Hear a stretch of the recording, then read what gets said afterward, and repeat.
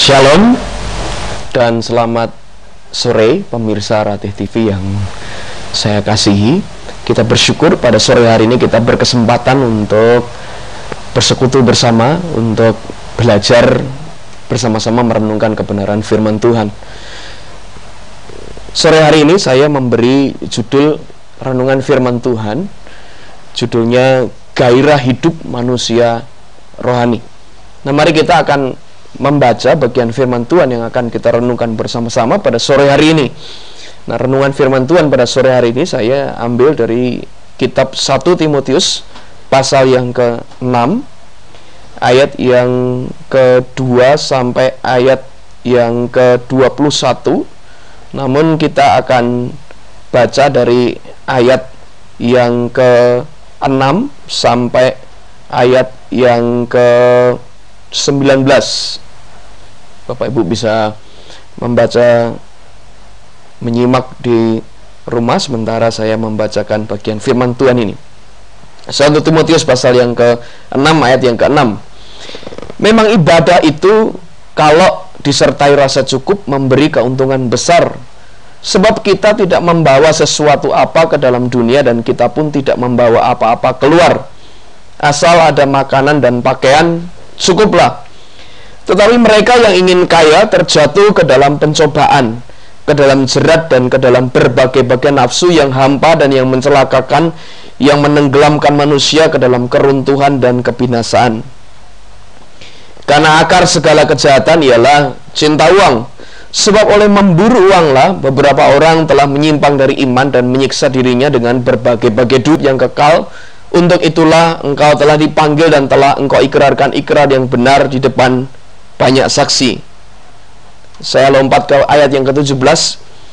Peringatkanlah kepada orang-orang kaya di dunia ini agar mereka jangan tinggi hati dan jangan berharap pada sesuatu yang tak tentu seperti kekayaan, melainkan pada Allah yang dalam kekayaannya memberikan kepada kita segala sesuatu untuk dinikmati.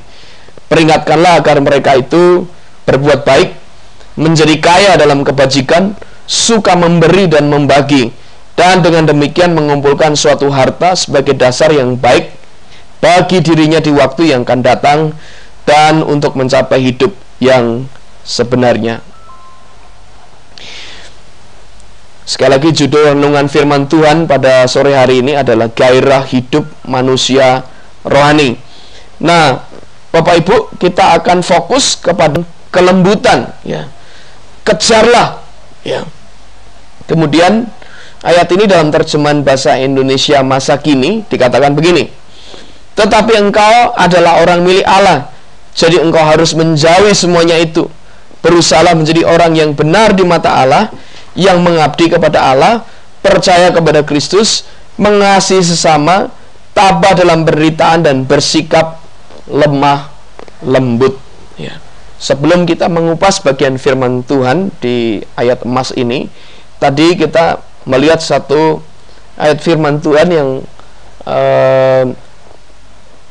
menunjukkan kepada kita, ya, sesuatu yang hari ini sedang terjadi dalam kehidupan banyak orang, ya. Firman Tuhan berkata begini, ya, memang ibadah itu kalau disertai rasa cukup memberi keuntungan besar. Ya, garis bawahi kata rasa cukup, ya. Sebab kita tidak membawa sesuatu apa ke dalam dunia dan kita pun tidak dapat membawa apa-apa keluar. Tetapi mereka yang ingin kaya terjatuh ke dalam pencobaan, ke dalam jerat dan ke dalam berbagai-bagai nafsu yang hampa dan yang mencelakakan, ya. Inilah situasi kehidupan yang dialami oleh, saya mungkin berkata, sebagian besar orang di dunia ini, ya. Hidup dalam berbagai-bagai nafsu yang hampa dan yang mencelakakan oleh karena pengejaran, ya, akan uang.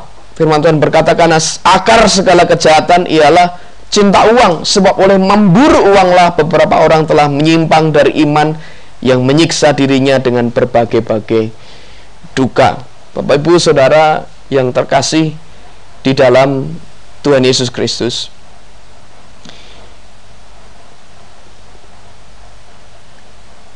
Kita bersyukur karena kita memiliki firman Tuhan yang saya rindu sore hari ini boleh menuntun kita untuk menyembuhkan kita ya dari hal-hal yang hari-hari ini sedang mencelakakan dan membinasakan kehidupan banyak orang ya. Sekali lagi firman Tuhan menyampaikan kepada kita bahwa kita ini tidak membawa apa-apa ke dalam dunia, dan kita tidak bisa membawa apa-apa keluar ya.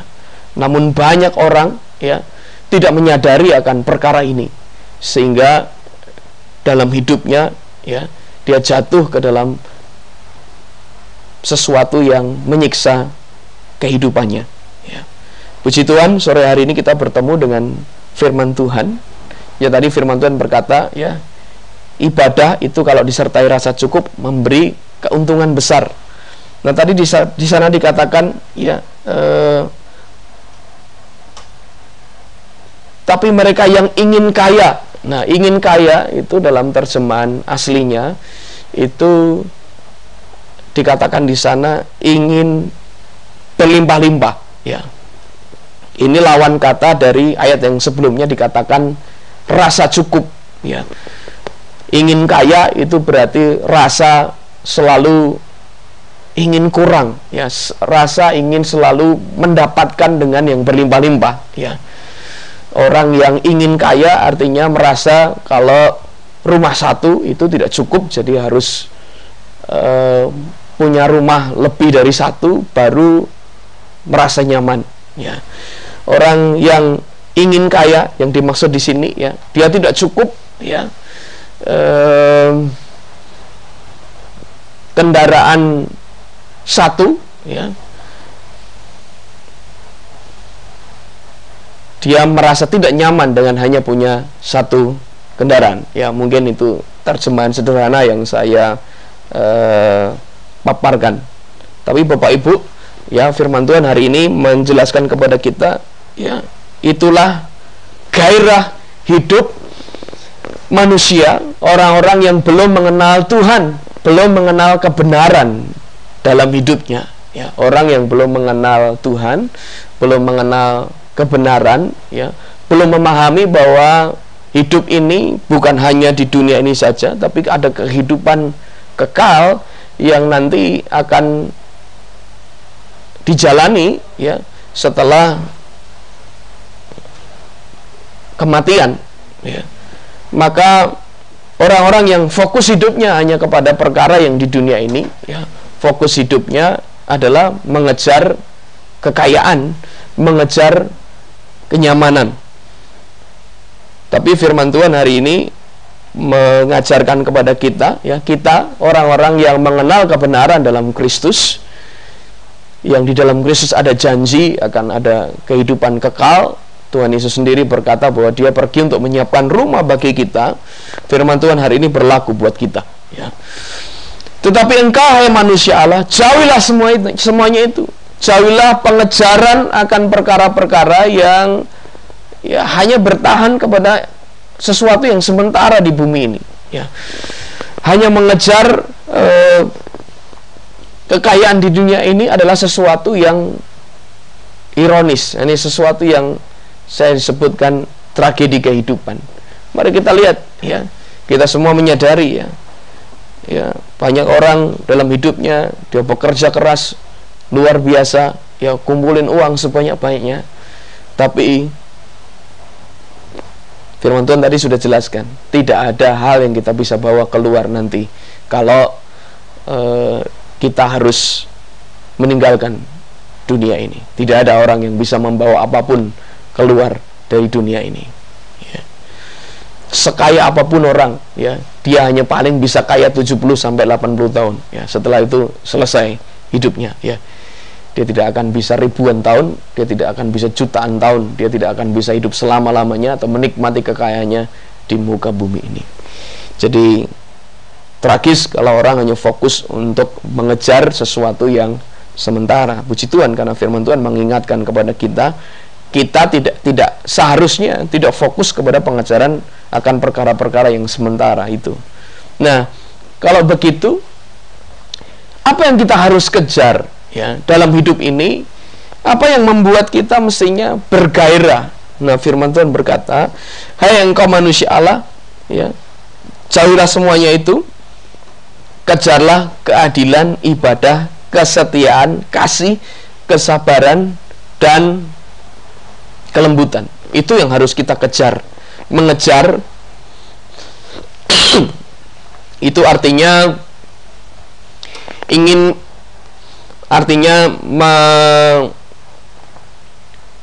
mencoba meraih sesuatu, ya, berjuang untuk mendapatkan sesuatu sampai mendapatkan apa yang dikejarnya, ya. Itu yang disebut mengejar, ya.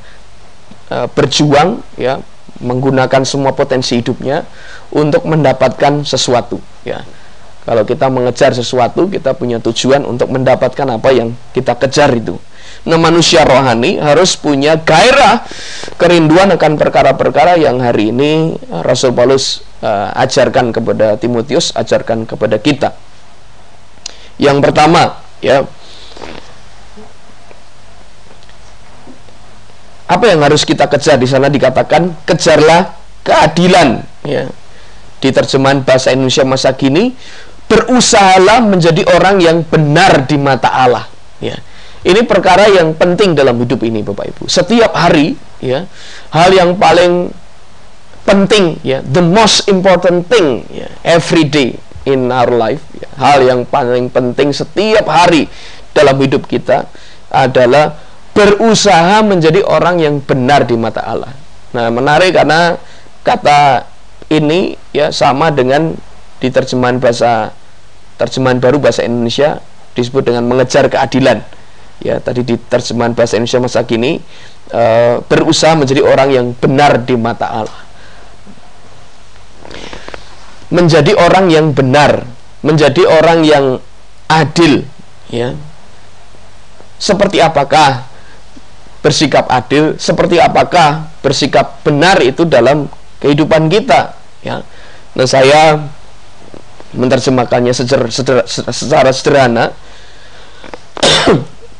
Mengejar keadilan itu bertindak atau bersikap adil atau benar pada segala sesuatu dalam kehidupan kita. Nah, kalau kita mau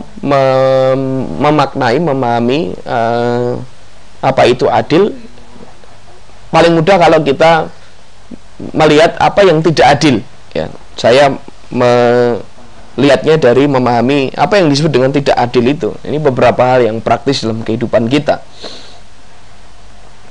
Ya, misalnya begini, tidak adil kalau kita punya berkat melimpah, ya, kita punya banyak uang, tetapi tidak berbagi kepada yang berkekurangan. Itu tidak benar, itu tidak adil, ya. Tidak adil kalau kita punya waktu 24 jam dalam sehari, tapi tidak bisa memberi waktu minimal setengah jam dalam hidup kita untuk bersekutu dengan Tuhan secara pribadi, ya. Tidak adil kalau kita menyanyiakan hal yang ada dalam hidup kita, sementara banyak orang yang berkekurangan dengan hal-hal yang kita sia-siakan tersebut, ya.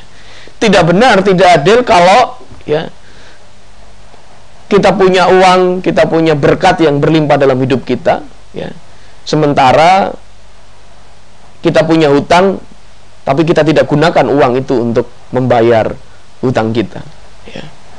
Satu kali saya mau mandi, kemudian airnya waktu itu tinggal sedikit, ya. Kemudian saya coba mandi dengan air yang sedikit itu, dan ternyata air itu cukup. Itu membawa kepada sebuah perenungan, ya. Seringkali saya membuang-buang, ya, sesuatu yang tidak perlu, ya. Padahal dengan air yang sedikit saya bisa mandi, ya. Sebelumnya harus mungkin dengan air yang banyak baru merasa bisa mandi. Seringkali kita membuang banyak hal dalam kehidupan kita atau bersikap tidak benar dalam kehidupan kita, itu tidak adil, ya. Para suami, ya, tidak adil kalau para suami, para bapak, ya, tidak adil kalau punya waktu yang banyak dengan teman-temannya di kantor, di tempat pekerjaan, tapi tidak memberi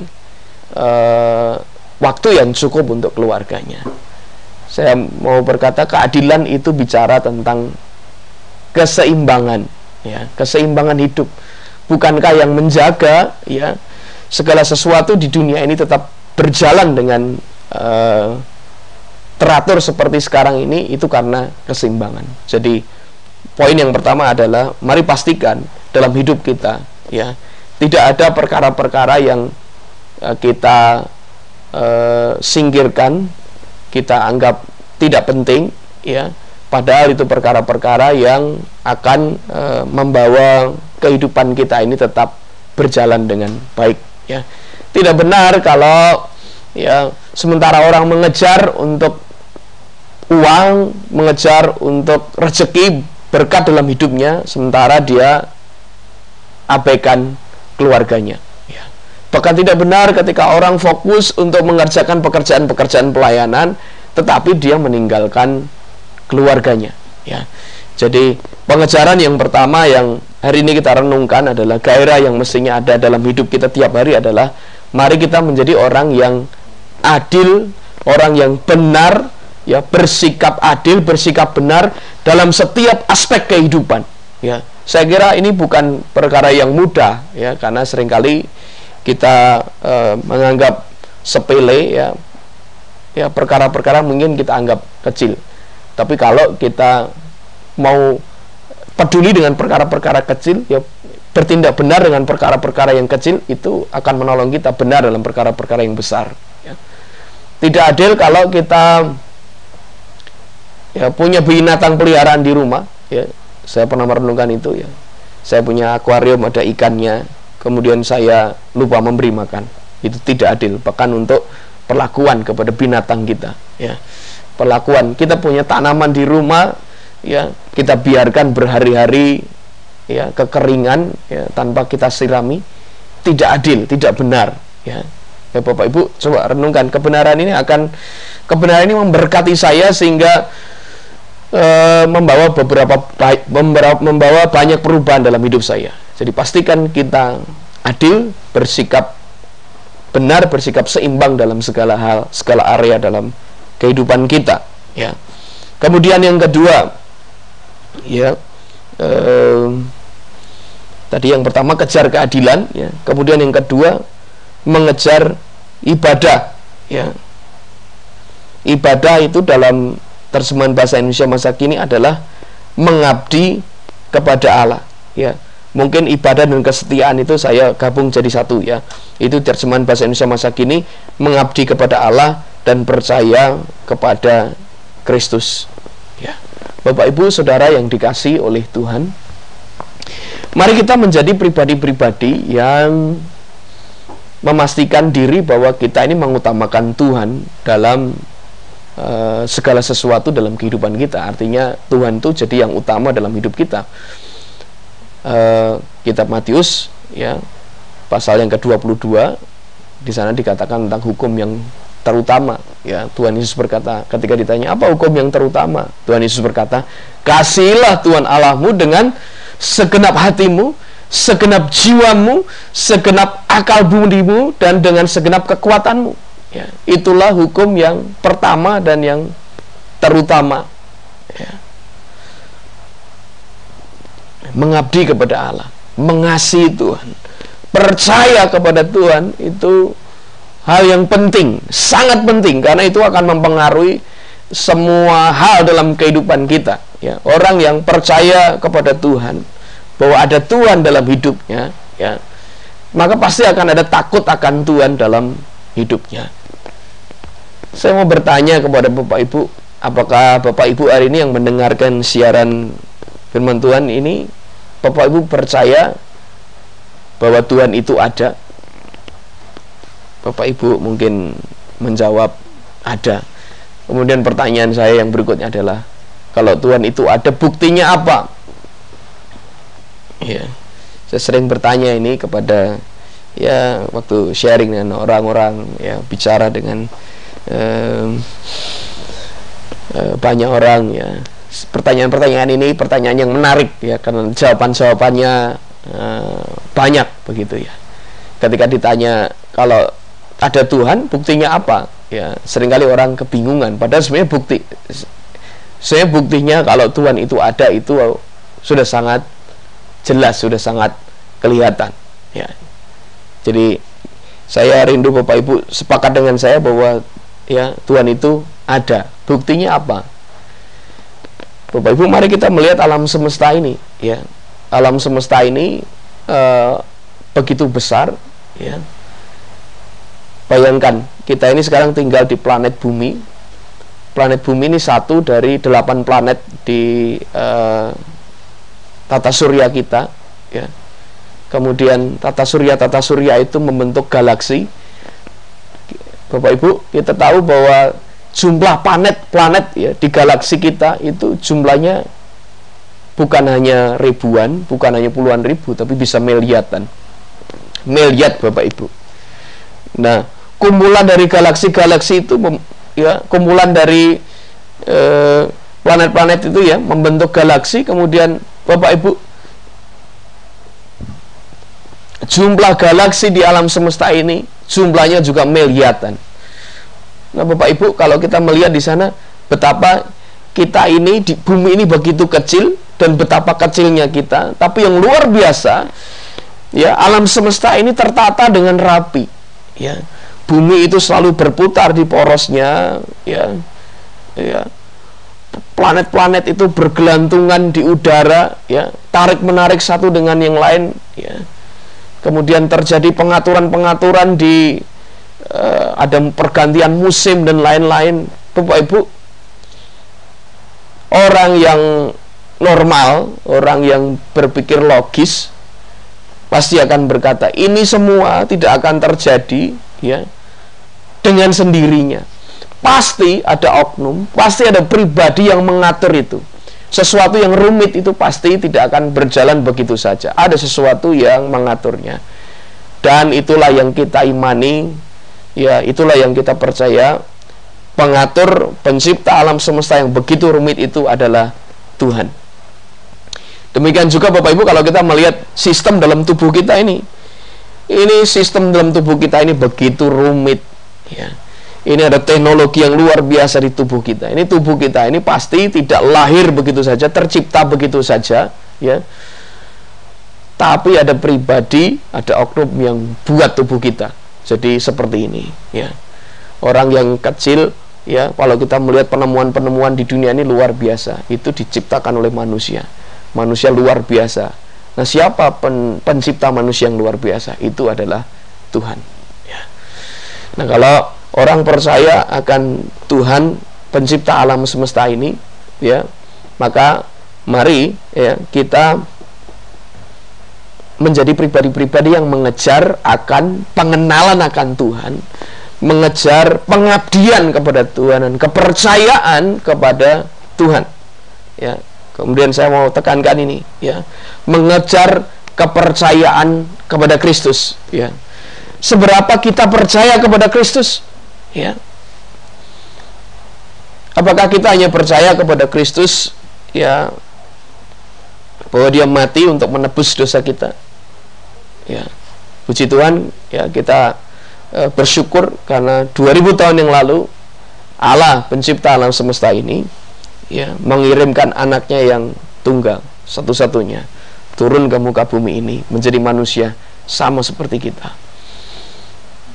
Ini fakta sejarah Bapak Ibu, bahwa sekitar 2000 tahun yang lalu memang pribadi ini pernah hidup ya. Dicatat apa yang dikerjakannya ya, mujizat-mujizat yang dilakukannya.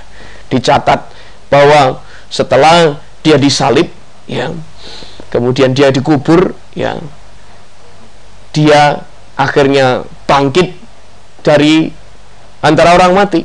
Kebangkitannya tidak hanya disaksikan oleh 1-2 orang ya, kebangkitannya disaksikan oleh banyak orang ya. 40 hari berturut-turut Tuhan menunjukkan bahwa dirinya adalah hidup. Setelah mati dia hidup ya. Tuhan menunjukkan bahwa setelah kematian ada kehidupan. Nah, mari kita mengejar kepercayaan kepada Kristus, percaya kepada janji-janjinya, dan juga percaya atau menghidupi setiap firman kebenaran yang Dia katakan dalam kehidupan kita. Ya. Mengikut Kristus itu bukan perkara yang mudah. Artinya percaya itu bukan hanya sekedar percaya di pikiran kita. Percaya artinya juga kita melakukan apa yang Tuhan perintahkan dalam kehidupan kita. Ya. Tuhan Yesus berkata, ya, jangan kamu khawatir. Ya. Ya, kekhawatiran, ya, perkara-perkara itu dicari oleh bangsa-bangsa yang tidak mengenal Allah. Tetapi kamu, ya, carilah dulu kerajaan Allah dan kebenarannya, maka semuanya itu akan ditambahkan kepadamu. Itu salah satu yang Tuhan Yesus katakan. Ya. Percaya kepada Kristus, mengabdi kepada Tuhan, itu harus jadi pengejaran di dalam kehidupan kita. Amin, Bapak Ibu. Ya. Saya bersyukur kalau Bapak Ibu hari ini, hari Minggu, Bapak Ibu berkesempatan untuk ibadah di gereja. Ya. Karena ibadah di gereja itu sebuah kesempatan untuk Bapak Ibu belajar akan kebenaran firman Tuhan. Tapi tidak cukup ibadah di gereja. Pastikan kita punya hidup harian yang bersekutu dengan Tuhan. Pastikan kita punya persekutuan yang intim dengan Tuhan setiap hari dalam kehidupan kita. Baik, yang selanjutnya, ya, tadi mengejar keadilan, ibadah, kesetiaan, ya, kemudian apa itu Bapak Ibu? Ya, kasih, kesabaran dan kelembutan. Ya, kasih, kesabaran dan kelembutan. Di kitab 1 Korintus pasal 13 ayat yang keempat sampai 8 di terjemahan baru, ya, dikatakan di sana, kasih itu sabar. Kasih itu murah hati, ia tidak cemburu, ia tidak memegahkan diri, dan tidak sombong. Ya. Ketika saya merenungkan bagian-bagian firman Tuhan ini, maka ada satu hal yang terlintas di hati saya. Ya. Ini firman Tuhan ini bicara definisi kasih, ya, itu berarti tindakan-tindakan kasih. Maka Tuhan sendiri juga adalah pribadi yang memiliki tindakan-tindakan ini dalam hidupnya. Nah, artinya firman Tuhan berkata bahwa Allah itu kasih adanya. Kalau mengejar kasih, artinya kita mengejar keserupaan dengan Allah yang adalah kasih adanya. Jadi karakter, ya, karakter Tuhan, ya, itu utamanya adalah kasih. Ya. Allah itu kasih adanya. Seluruh tindakannya itu adalah kasih. Nah, kalau kita ingin untuk hidup nanti di dalam kekekalan bersama dengan Tuhan, maka harus kita pastikan bahwa kita menjadi orang-orang yang di dunia ini kita sudah belajar untuk menjadi sama seperti Tuhan yang adalah kasih itu. Kasih itu sabar, ya. Kasih itu murah hati. Kasih itu tidak cemburu. Mari kita lihat Tuhan kita adalah Allah yang begitu sabar kepada kita, ya, begitu sabar kepada manusia, ya. Firman Tuhan dikatakan, ya, Tuhan itu sabar, ya. Firman Tuhan dikatakan bahwa Tuhan itu sabar, ya, di ini saya lihat di 2 Petrus pasal 3 yang kedua. Sebab itu saudara-saudaraku yang kekasih, sambil menantikan semuanya ini, kamu harus berusaha supaya kamu kedapatan tak bercacat dan tak bernoda di hadapannya dalam perdamaian dengan Dia. Anggaplah kesabaran Tuhan kita sebagai kesempatan bagimu untuk beroleh selamat. Ya. Kesabaran itu dalam bahasa Indonesia masa kini itu tabah dalam, ya, tabah dalam penderitaan. Bapak Ibu saudara yang dikasih oleh Tuhan, ini juga perkara yang harus kita kejar dalam hidup ini, tabah dalam penderitaan. Kita sekarang ini sedang hidup pada masa-masa yang sulit, Bapak Ibu, yang sulit untuk, ya, artinya tidak mudah untuk orang terus hidup dalam kebenaran. Sulit, ya, termasuk sulit bahwa kita ini sekarang sedang mengalami kesulitan-kesulitan dalam kehidupan perekonomian, kehidupan keseharian kita, ya. Ada banyak kesulitan-kesulitan orang hidup di dunia ini. Nah, Bapak Ibu, Tapi mari kita menjadi orang-orang yang tabah dalam penderitaan. Tabah itu artinya tidak mudah menyerah, ya. Mau bertahan, mau belajar dari setiap penderitaan yang dialami dalam hidupnya, supaya penderitaan itu akhirnya mengajarkan atau menanamkan sesuatu yang bernilai dalam hidupnya. Jadi Bapak Ibu jangan menyerah kalau hari-hari ini engkau sedang mengalami penderitaan, engkau sedang mengalami kesukaran-kesukaran dalam hidupmu, jangan menyerah. Karena dari setiap penderitaan-penderitaan yang kau alami itu akan ada banyak hal-hal yang mulia yang kita bisa belajar di sana, ya. Dan yang berikutnya yang kita harus kejar adalah kelembutan atau bersikap lemah lembut. Bapak Ibu Saudara yang dikasihi oleh Tuhan, ya, menjadi orang yang lembut itu tidak mudah. Ada kisah di kitab Kejadian ketika Musa, Alkitab mencatat, ya, di umur 40 tahun dia berusaha untuk menyelamatkan orang bangsanya, ya, orang Israel dari perbudakan di Mesir. Kemudian Tuhan proses Musa, ya, Tuhan melihat Musa belum siap. Musa ini dari orang yang ada di kehidupan yang nyaman di istana kerajaan, kemudian dia harus melarikan diri dari istana Fir'aun, kemudian menjadi orang yang bekerja sebagai penggembala domba 40 tahun, ya. Dan Alkitab mencatat bahwa, ya, tentunya ini catatan dari penulis Alkitab berdasarkan ilham Roh Kudus, dikatakan di sana bahwa Musa ini orang yang paling lembut, ya, melebihi semua orang di dunia ini. Apa itu kelembutan, ya? Kalau belajar dari kehidupan Musa, ya, lembut itu sebuah sikap hati yang rendah hati. Puji Tuhan, karena waktu, ya, saya percaya Bapak Ibu akan punya kesempatan untuk merenungkan firman Tuhan di rumah. Jadi sekali lagi saya buat kesimpulan, ya, manusia rohani, orang yang kenal Tuhan, pengejarannya bukan kepada perkara yang sementara, bukan mengejar harta, mengejar kekayaan yang sementara di bumi ini, tapi mengejar untuk hidup benar, ya, mengejar untuk hidup di dalam kasih, ya, mengejar untuk hidup dalam kelembutan. Mari kita berdoa untuk firman Tuhan ini. Bapa Surgawi, kami bersyukur karena hari ini kami punya kesempatan untuk belajar firman Tuhan.